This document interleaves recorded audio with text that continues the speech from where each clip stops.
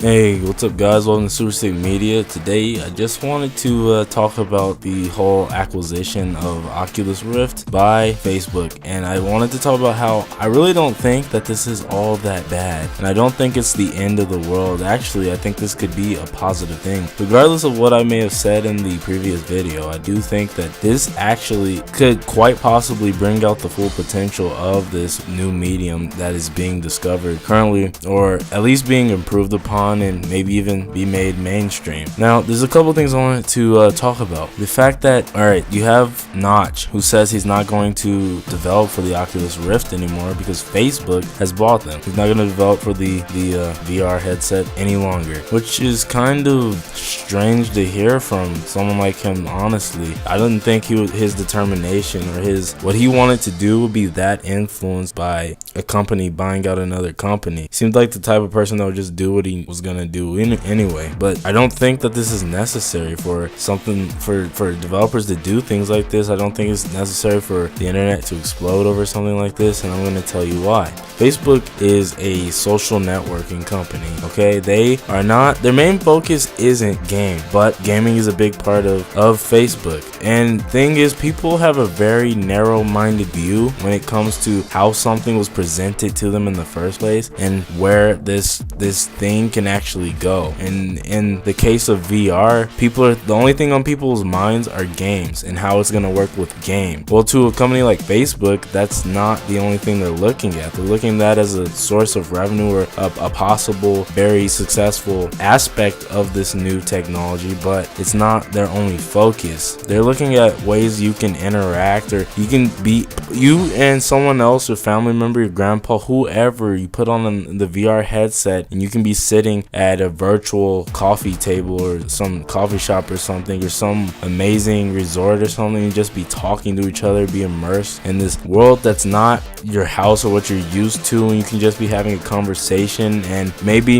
in the future it'll be advanced enough where they'll take the images that the cameras take of you, or the headset itself will scan like your body structure or whatever, and it'll make a competent or a realistic 3D rendering of you inside of this environment where you're talking to each other. Just imagine that. That's the sort of thing that Facebook is probably looking out for, or being at a sporting event and it just looks like you're there, able to turn your head. They just have this complete real-time rendering of the event as it's happening. And this is the type of thing that Facebook and even Sony is looking to do with their VR headsets. And people are talking about how, we're gonna make Farmville virtual reality. First of all, like, why? How would that work? And if they did something like that, just imagine, like, you gotta think outside the box. Think about you have a 3D realistic farm. Maybe someone, and it doesn't even necessarily have to be an entertainment application, maybe someone just is training to be a farmer or whatever, some weird thing. Or even in the education system, schools and things can use something like this, like programs that are basically training people to become farmers. They can have this real life rendering of it, and it'll show you how things should be done, how to use this machinery, how you would operate certain machinery that is commonly used in the farming industry today.